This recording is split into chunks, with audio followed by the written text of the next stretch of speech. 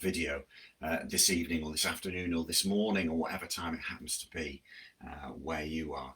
My name is Nick Davies. I'm one of the co-founders and directors of TriCrest, and it's absolutely true.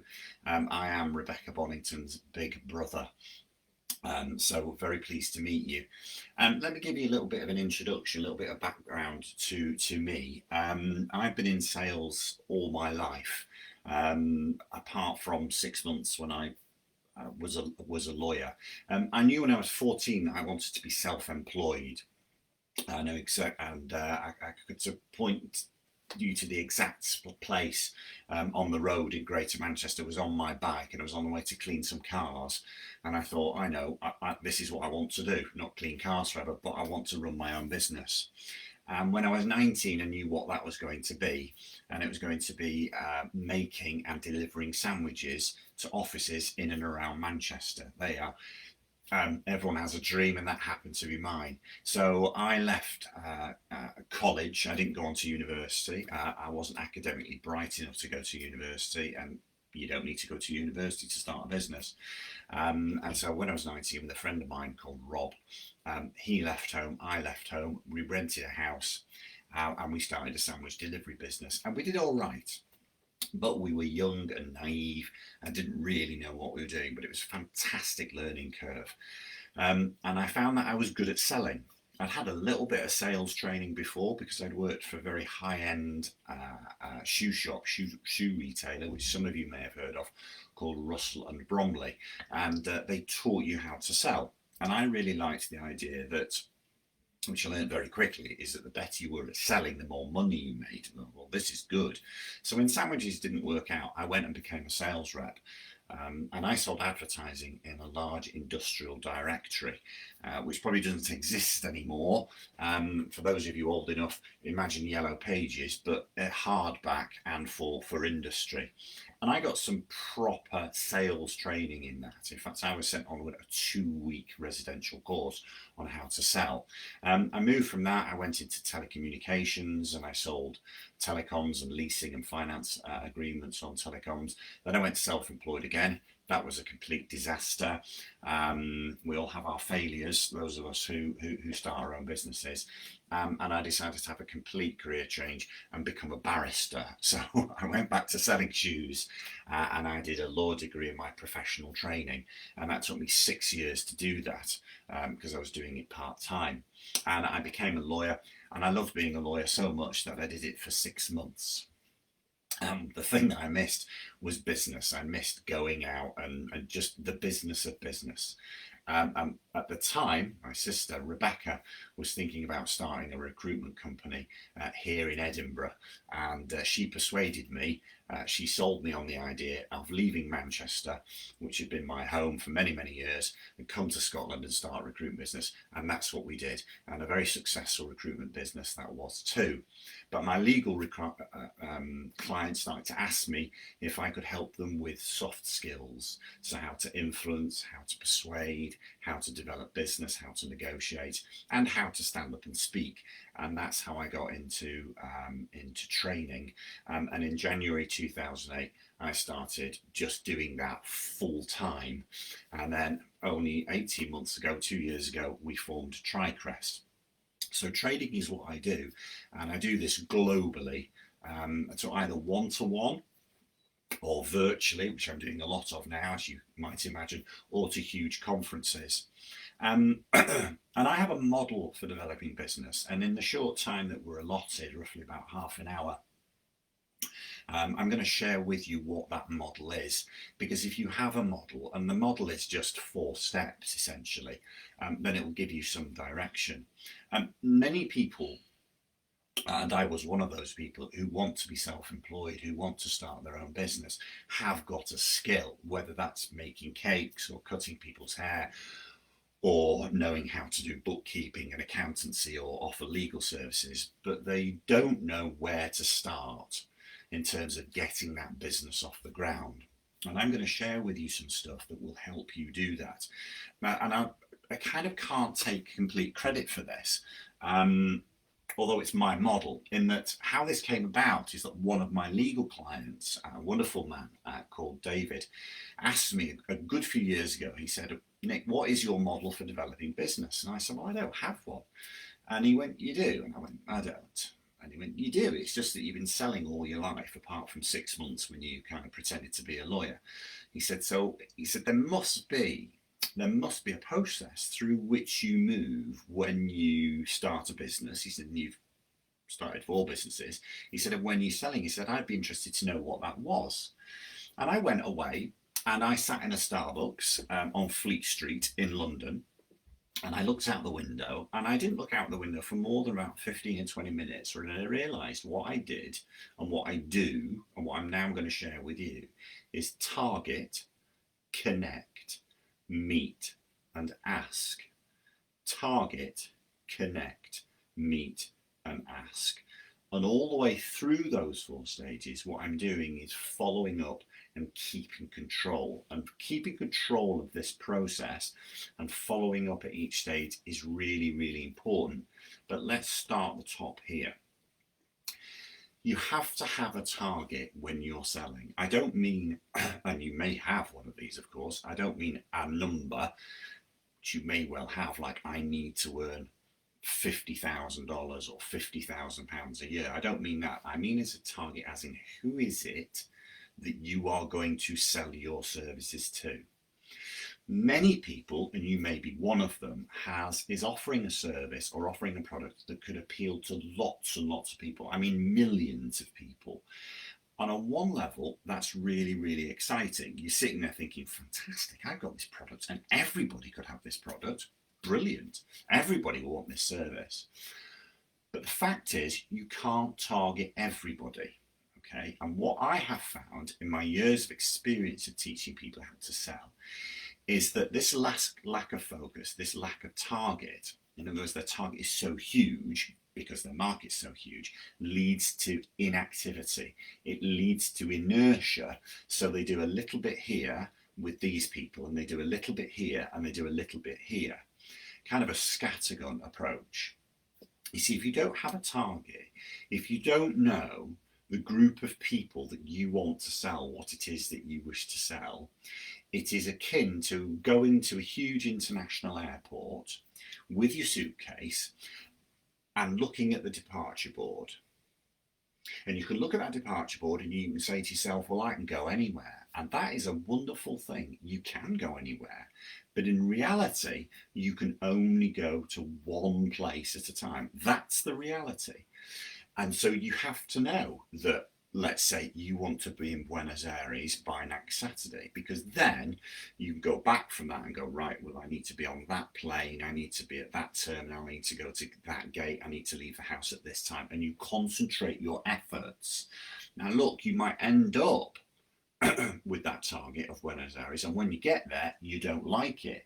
You might target a set of individuals, a market, and when you start going for that market, you realize, actually, do you know what? This isn't my market. This isn't our market. That's fine. You can always change, but you have to have that target, okay? Otherwise, you're not concentrating your efforts. What do I mean by that? Well, there's geography to be considered, isn't there? You know, who are the people that you can get to? Now, at the moment, that is very limiting because we're living in this virtual world, all right? But we're not going to be living like this forever. This will pass. And at some point, you're going to want to visit potential clients and customers. So, you know, can you get to them easily? Are you prepared to travel? When I started this business, I decided to target professional services firms. Well, that's accountants, and that's lawyers, and that's actuaries and surveyors. But you know what? I couldn't target all of them, so I decided lawyers, right? So you decide which sector that you want to go for. And maybe that combined with geographical location, because once I targeted lawyers, I realised, I knew anyway, because I've been in legal recruitment for 6 years, that the vast majority of the very big law firms in the UK are all in London, and I'm in Edinburgh. So I need to make that conscious decision. Am I prepared to go and travel to the place where my target market is? If you are, great, that's a decision made. Which sectors? Okay, I did professional services. Which sector do you want to go to? If it's not a sector, which group of people, which age group of people do you want to target? Okay. Do you want to target people from a certain profession or a certain background? I don't know. These are things you need to consider. Where are they? Okay. Can you get hold of them? Can you get in touch with them? Can you connect with them? Because that's the second part of the model. Connect. Can you connect with these people? All right. So then you're going to be going, if you're targeting organizations, you're going to list organizations. And I would suggest to you absolutely list them. I still have my A4 red hardbacked exercise book in which are written the names of the top 30 law firms. I literally went on the internet, I googled the top 30 law firms in the UK, and I wrote their names down and I wrote their addresses from going on their websites. You need to do the same thing if you're targeting commercial entities or not-for-profit sector, but there'll be a list. There's a list of the top 30 hotels, the top 30 accountancy, the top 30 garden centres, the top 30 wedding venues in the UK. You need to list those. Then you need to find out the individual that you want to target, because that's who you could connect with. You don't connect with a business, you connect with a human being. And that person, from a sales point of view, is the woman or the man who that we could attribute the MAN. The person with the money, the authority, and the need. That's the person that every single individual who's trying to sell anything, product or services, is trying to connect with. The person who has the money, the authority, and the need. Now, in the case of me offering training services to law firms, I need to find out who is the head of learning and development, the director responsible for learning and development. That's who it needs to be. If you're targeting individuals, okay, and what I mean by that is not corporate entities, but let's say you're offering services to people who are going to get married, right? Those aren't organizations, they are individuals, but they'll be within a certain demographic and within a certain geographical area. Your problem there is, okay, these are the kinds of people we want. How do I connect with those people? Because if you're targeting individuals within organizations, you can cold call them, or you can cold email them, or you can cold contact them through LinkedIn. So there are lots of ways to connect. Okay, and I kind of touched on them there with the email and the LinkedIn and stuff like this. I'm connecting with you now via Facebook, and TriCrest also has a presence on Instagram as well as having our website. But before I go into connecting a bit more, let's just finish off with targeting. So the geographical area, the kind of organizations that you want to go for, and then you've got to try and find out who it is that's within that organization, the person with the money, authority, and the need. Okay, but what if you've already got an existing business? Okay, and many of you will have existing businesses. Well, here's a useful exercise. You've all heard of cold calling. Well, let's stick with that temperature theme here.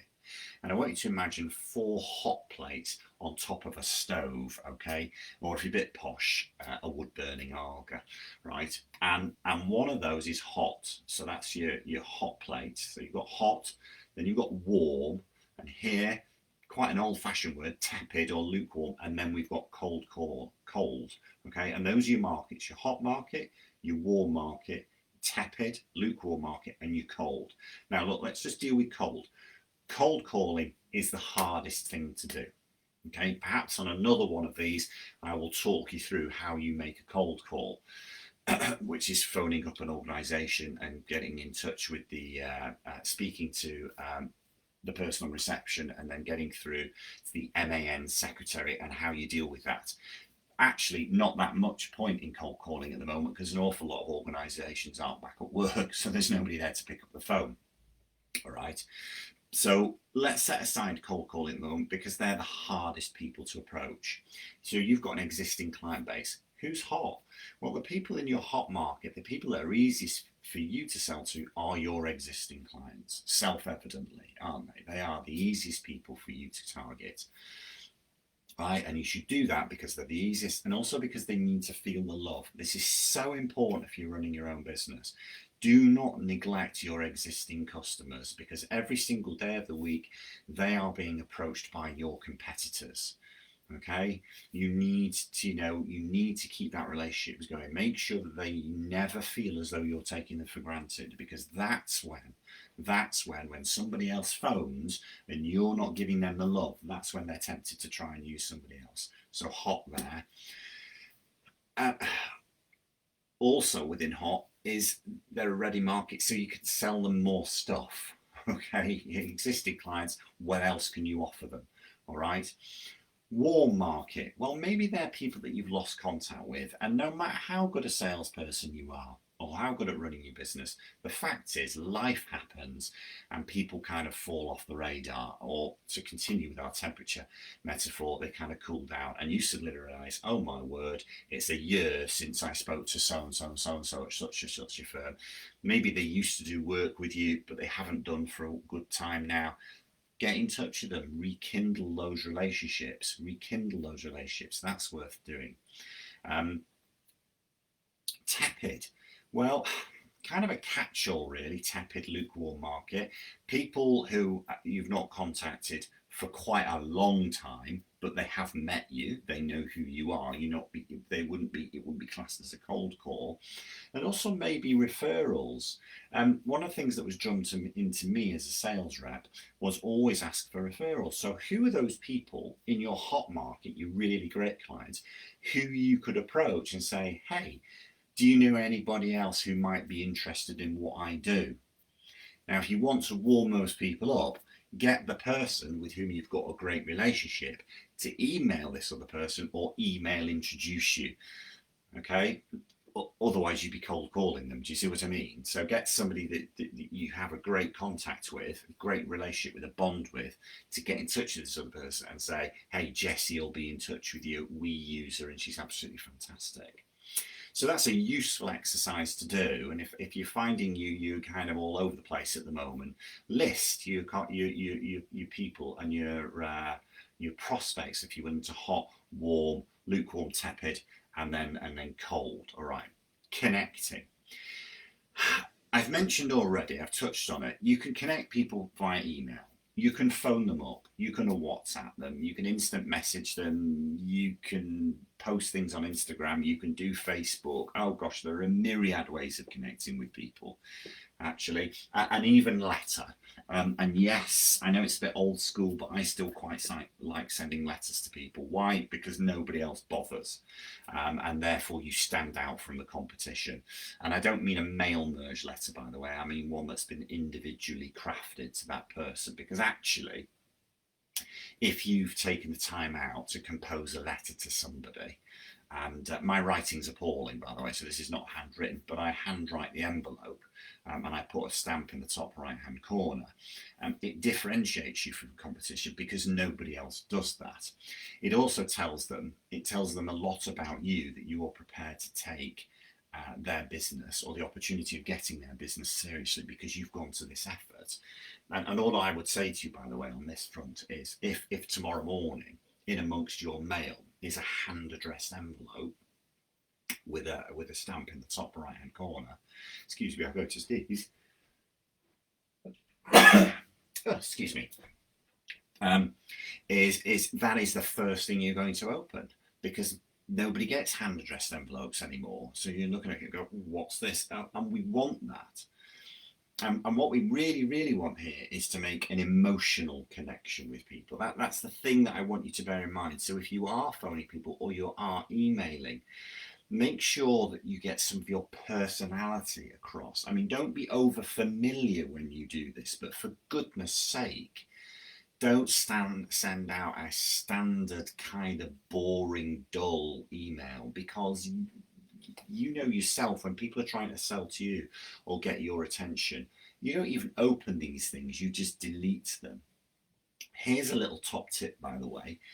When I'm sending emails to people who I'm trying to get a meeting with, that's the third part of the model. We've got target, connect, meet. That's the only reason we're connecting with people, because we ultimately want to go and see them. All right. And I'll come to that in a minute, obviously, third part of the model. Lots of people get lots of emails every day of the week. So when your email hits their inbox, it has to make them go, oh, what's that? What I tend to do, and I've done this because it works, is in the subject line of your email, I put either in tea and cake or coffee and a bun. A bun, by the way, would be like a pastry, okay? It's, something like that. All right, coffee and a pastry.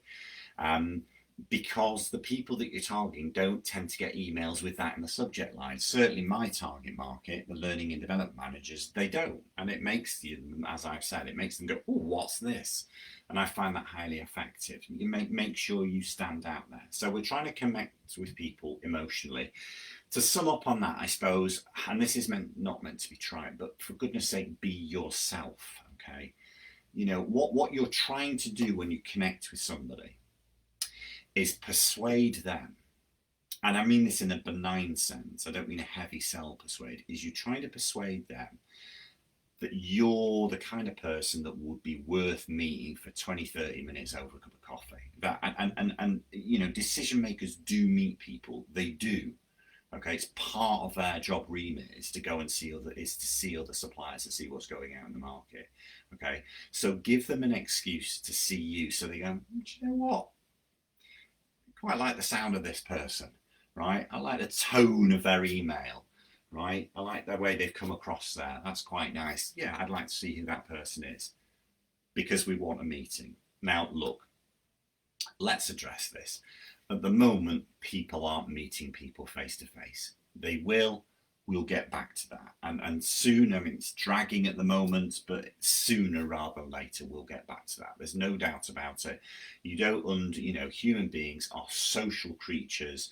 We have evolved to speak, to communicate face to face, whilst in motion and outside, actually, as it happens. Face-to-face communication is instantaneous, it's largely subconscious, and it's content rich. All right, so we're going to go back to that. You don't undo millions of years of evolution in the space of 6 months ago. Well, that's it. Nobody will ever meet anybody again now, and all business will be done through a screen. It just won't. But for the time being, and perhaps more often afterwards, when things fully get back to normal, much more of your meetings, or a good percentage of your meetings, will be like this. Okay, they will be through a screen like this, and it's not ideal.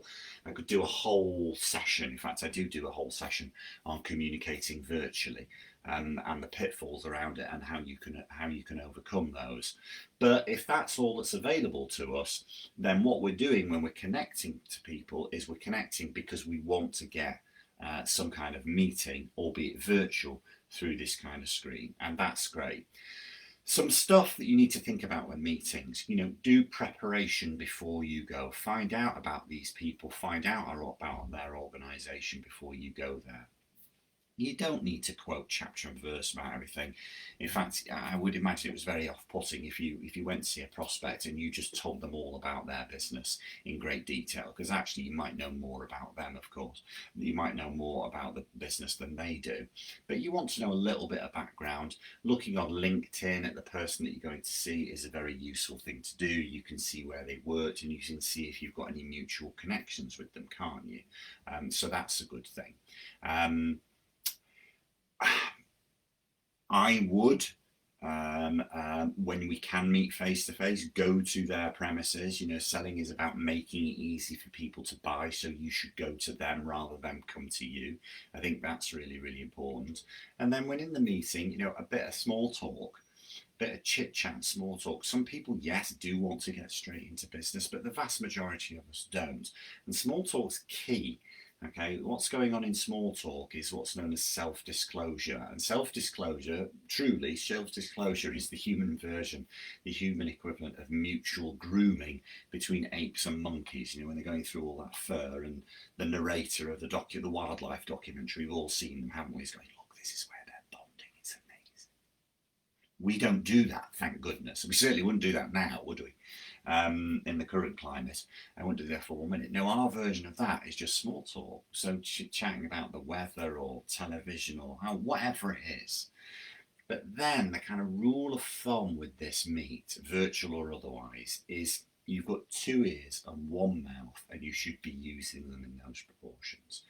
Time and time again, people get in front of a potential client, a potential customer, and they just talk at them.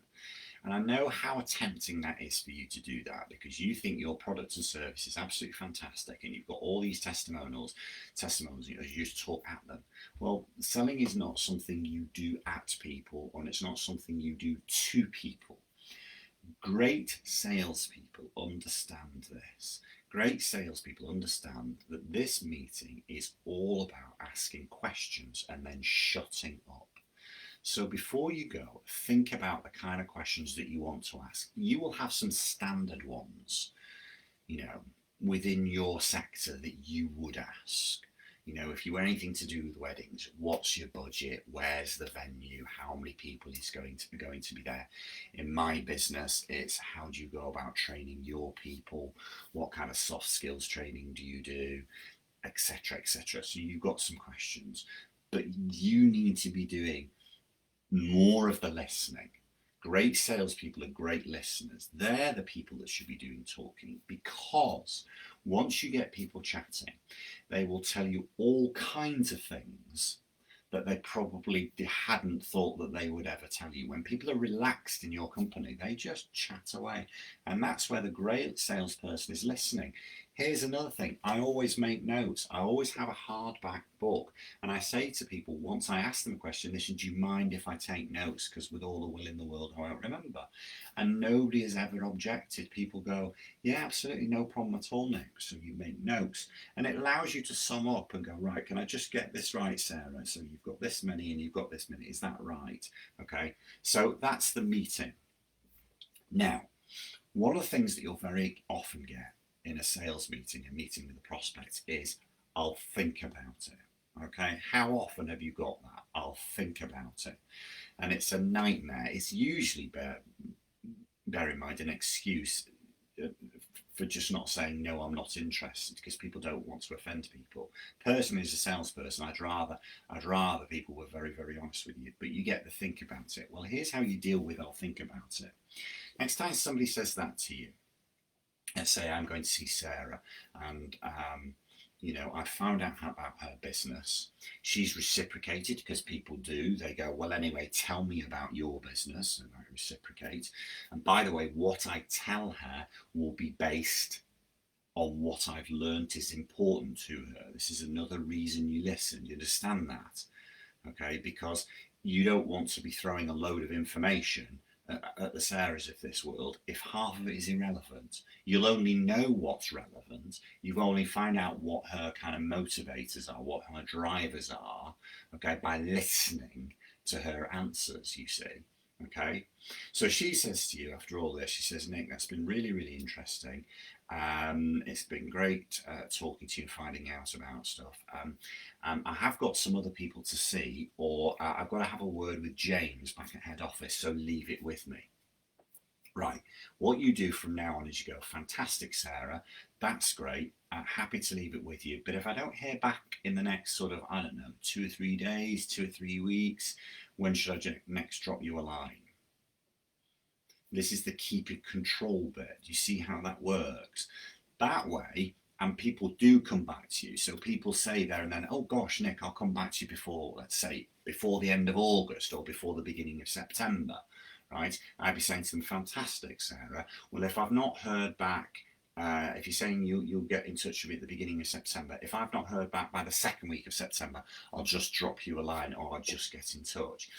So you're keeping control and you're setting up the follow-up. So we both know what's going to happen next, okay, right? And that will go in my diary as a follow-up appointment. You go, oh, I've not heard back from Sarah, I need to drop her a line. That's what you do. Ask is the last part of the model. And quite possibly the most important part, to be honest with you. So many people that I have worked with and talked to go through this whole process of business development. They go to networking events, they take people out for lunches, they take them out for coffees, they give them free this, they give them free this. And there's a kind of courtship, to use a very old-fashioned word when it comes to personal relationships. There's a kind of courtship, there's a kind of wooing, another quite old-fashioned word. And people singularly fail, or they singularly fail to ask for the work. And I suppose, and I don't tend to like this phrase, it's closing. Closing to me has connotations of kind of, aggressive sales in the 80s, double glazing salespeople, timeshare salespeople, financial services way back in the day in the 80s and the 90s, that closing thing. No, I'm not talking about closing in an aggressive way. I'm simply talking about asking for the work. Well, how do you do that? Well, I'll share with you how I do that. Let's stick with this fictional Sarah. Where I've got Sarah in my mind, I have no idea, but I stick with the fictional Sarah, okay?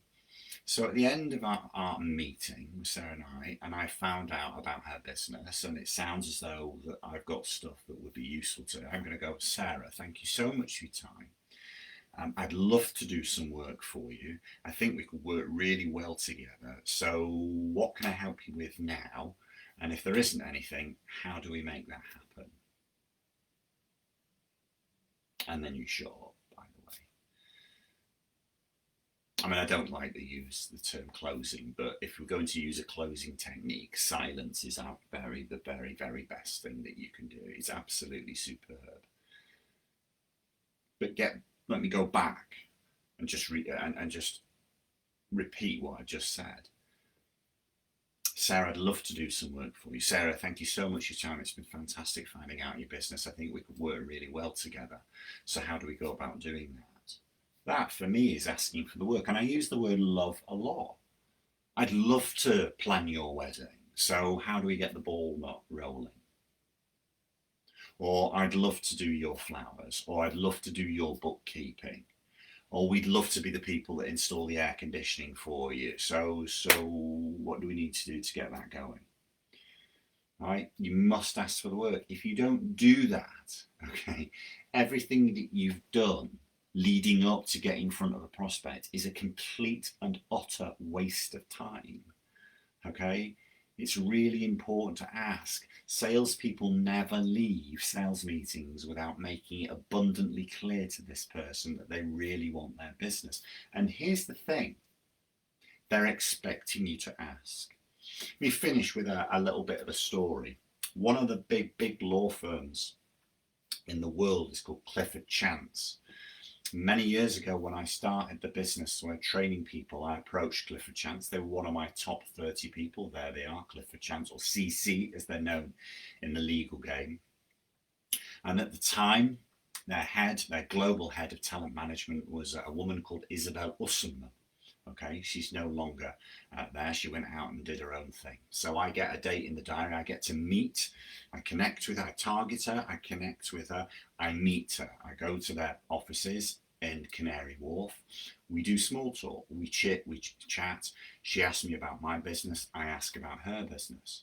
45 minutes has elapsed. You should always keep an eye on your time in sales meetings. You don't want to waste people's time. And I said, Isabel, it's been absolutely wonderful finding out about the business. I'd love to do some work for you. And she interrupted me and she said, of course you would. Otherwise, why would you be here? And that's right. When you're having a cup of coffee with a potential client, when you're sitting down with potential customers, when you're getting in touch with potential clients, they do know why you're doing that, right? They know why you're doing this, okay? It doesn't come as a shock to them that you're sitting in their office or you're sitting in a coffee shop having a cup of coffee. They know why you're there. So don't let them down, because me and Isabel had a little bit of a laugh about this afterwards. And I said, towards the end of the meeting, and I said, I hope you don't mind me asking. I said, it was just drummed into me as a sales rep that you should always ask. And she said something that I'd never even considered, but has stayed with me. She said, I'd have been very disappointed if you hadn't. You don't want to leave a meeting with a potential client where they think, oh, Jane didn't ask for my business. Maybe she doesn't think my business is worthy enough. Maybe she doesn't value me as a potential customer enough. Don't do that. Okay, to pay them the courtesy of asking for their business. So there you have it. And fortunately, I wrote it all in a book. It's called How to Be Great at the Stuff You Hate. The straight talking guide to persuading, networking, and selling. And it's everything that I've talked about: the target, the connect, the meet, and the ask, and how you follow up, and how you keep control of the process. So hopefully that's been very useful. You've got to start somewhere, and targeting is where you do it. I know we can't meet. We're starting to meet. I've got clients that are starting to have face-to-face meetings now, but it's in its infancy, but we can still meet virtually. So thank you very much for tuning in. It leaves only time to say next week, look out for the TriCrest Masterclass to get the blueprint for your dream six-figure business. Look out for that next week, and thank you for your time. Really appreciate it, and good luck.